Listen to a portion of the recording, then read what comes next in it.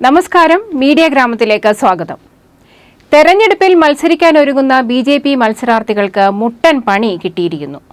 പണി കൊടുത്തത് വേറാരുമല്ല, ബി.ജെ.പി. നേതൃത്വം തന്നെ.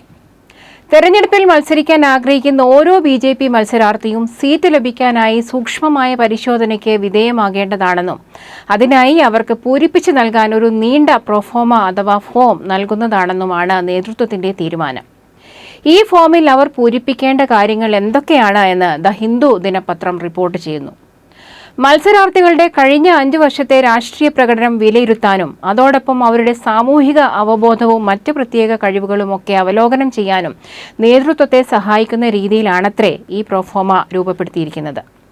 വിവരക്കേടിൽ ഉസ്താദുമാരായ തങ്ങളുടെ അണികളെക്കുറിച്ച് ബി.ജെ.പി. നേതൃത്വത്തിന് നല്ല ബോധ്യമുണ്ടെന്ന് ഇതിലെ ചോദ്യങ്ങൾ കണ്ടാൽ തന്നെ മനസ്സിലാകും.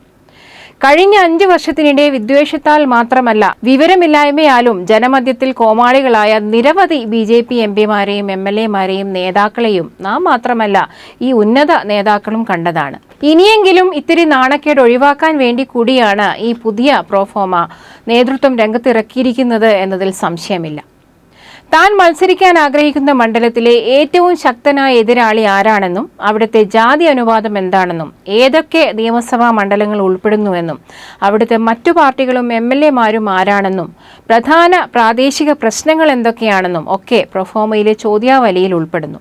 അതോടൊപ്പം അവിടുത്തെ സംസ്ഥാന സർക്കാർ ബി.ജെ.പിയുടേതാണെങ്കിൽ അവർ നടപ്പിലാക്കിയ ചുരുങ്ങിയത് 5 ജനക്ഷേമ പദ്ധതികളുടെയും കേന്ദ്ര സർക്കാരിന്റെ ജനക്ഷേമ പദ്ധതികളുടെയും വിവരങ്ങളും മത്സരാർത്ഥികൾ അറിയേണ്ടതുണ്ട്. മറ്റൊരു പരീക്ഷ ആ മണ്ഡലത്തിലെ സൈനിക രക്തസാക്ഷികളെയും മറ്റ് പ്രമുഖ രക്തസാക്ഷികളെയും മത്സരാർത്ഥികൾക്ക് അറിയാമോ എന്നുള്ളതാണ്. മത്സരാർത്ഥിയുടെ കഴിഞ്ഞ വർഷങ്ങളിലെ പാർട്ടി പരിപാടികളിലെ പങ്കാളിത്തത്തെക്കുറിച്ചുള്ള തീയതിയും സ്ഥലവും അടക്കമുള്ള വിശദ വിവരങ്ങളാണ് പ്രൊഫോമയുടെ അവസാനം പൂരിപ്പിക്കേണ്ടത്. എന്തായാലും ലോകവിവരവും രാജ്യത്തെ സംബന്ധിച്ച വിവരവും ഒന്നുമില്ലെങ്കിലും തങ്ങളുടെ സ്വന്തം മണ്ഡലത്തെക്കുറിച്ചെങ്കിലും മിനിമം വിവരം തങ്ങളുടെ മത്സരാർത്ഥികൾക്ക് ഉണ്ടാക്കാനുള്ള നേതൃത്വത്തിന്റെ ഈ ശ്രമം എത്രത്തോളം വിജയിക്കുമെന്നുള്ളത് കണ്ടു തന്നെ അറിയണം. വിജയിച്ചാൽ ബി.ജെ.പിക്ക് നല്ലത്. വിപ്ലവ് ദേവിനെയും സത്യപാൽ സിംഗിനെയും ദിനേശ് ശർമ്മയെയും നമ്മുടെ സ്വന്തം ശോഭാ സുരേന്ദ്രനെയും പോലെയുള്ള വിവരക്കേട് ദുരന്തങ്ങൾ അല്ലെങ്കിൽ തന്നെ വരുത്തിവെച്ചിട്ടുള്ള നാണക്കേടുകൾ ചെറുതല്ല. ഇനിയും അത്തരം അവതാരങ്ങൾ കാലക്കേടിന് എംപിമാരായാൽ ആ മാനക്കേട് കൂടെ ബി.ജെ.പി. നേതൃത്വം താങ്ങേണ്ടി വരും.